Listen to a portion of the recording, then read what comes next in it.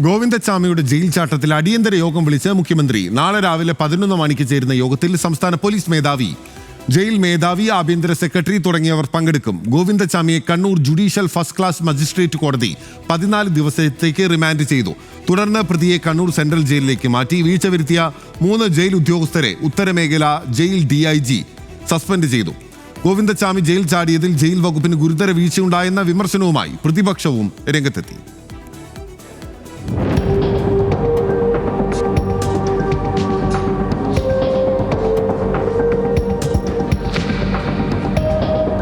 മണിക്കൂറുകൾക്കുള്ളിൽ ഗോവിന്ദച്ചാമിയെ പിടികൂടിയെങ്കിലും jail ചാട്ടത്തിൽ ചോദ്യങ്ങൾ ഇനിയും ബാക്കിയാണ്. ഇതിൽ വ്യക്തത വരുത്താനാണ് പോലീസിന്റെ ശ്രമം. ജയിൽ ചാടാൻ ആരും സഹായിച്ചിട്ടില്ലെന്നും ഒറ്റയ്ക്കാണ് എല്ലാം ചെയ്തതെന്നുമുള്ള ഗോവിന്ദച്ചാമിയുടെ മൊഴി പോലീസ് പൂർണ്ണമായി വിശ്വസിച്ചിട്ടില്ല. ജയിലിനകത്ത് നിന്ന് സഹായം ലഭിച്ചതായി പോലീസിന് സംശയമുണ്ട്. ഒളിസങ്കേതം തേടി നഗരത്തിൽ അലഞ്ഞെന്നും പകൽ ഒളിച്ചിരുന്ന് രാത്രി കണ്ണൂരിൽ നിന്ന് കടക്കാനായിരുന്നു പദ്ധതിയെന്നുമാണ് ഗോവിന്ദച്ചാമിയുടെ മൊഴി. തമിഴ്നാട്ടിലേക്ക് പോകാനായിരുന്നു പദ്ധതി.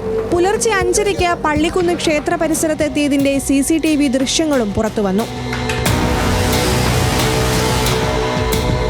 ഉച്ചയ്ക്ക് ശേഷം പ്രതിയെ കണ്ണൂർ സെൻട്രൽ ജയിലിലെത്തിച്ച് തെളിവെടുത്തു. സുരക്ഷ കണക്കിലെടുത്ത് നാളെ തൃശൂർ വിയൂർ സെൻട്രൽ ജയിലിലേക്ക് മാറ്റും. ഇന്ന് രാത്രി കണ്ണൂർ ജയിലിൽ തന്നെ പാർപ്പിക്കും. അതിനിടെ സുരക്ഷാ വീഴ്ചയിൽ 3 ജയിൽ ഉദ്യോഗസ്ഥരെ ഉത്തരമേഖല DIG സസ്പെൻഡ് ചെയ്തു.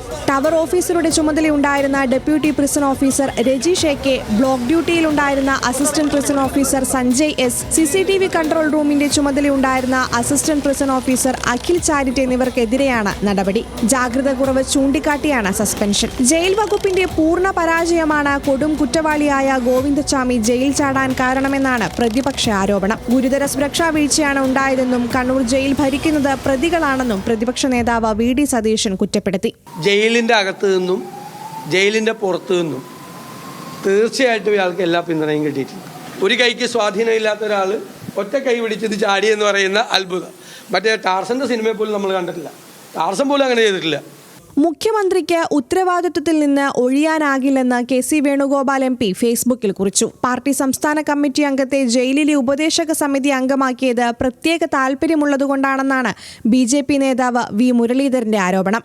മാർക്സിസ്റ്റ് പാർട്ടിയുടെ ഒരു സംസ്ഥാന കമ്മിറ്റി അംഗത്തെ കണ്ണൂർ സെൻട്രൽ ജയിലിന്റെ ഉപദേശക സമിതി അംഗമാക്കിയത് തന്നെ മാർക്സിസ്റ്റ് പാർട്ടിക്കും സർക്കാരിനും ആ ജയിലിനെ സംബന്ധിച്ചിടത്തോളം പ്രത്യേക താല്പര്യമുള്ളതുകൊണ്ടാണ്.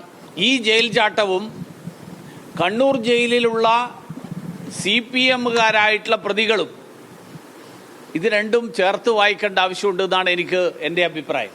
സുരക്ഷാ വീഴ്ചയിൽ യൂത്ത് കോൺഗ്രസും BJPയും കണ്ണൂർ ജയിലിലേക്ക് മാർച്ച് നടത്തി.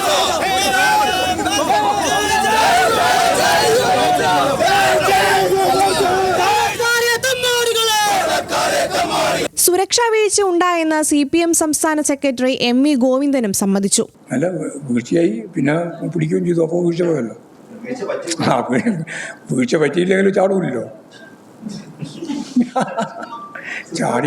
ചാടിയുണ്ടെങ്കിലും വീഴ്ച പറ്റുന്നില്ല ഇതിന്റെ അർത്ഥം.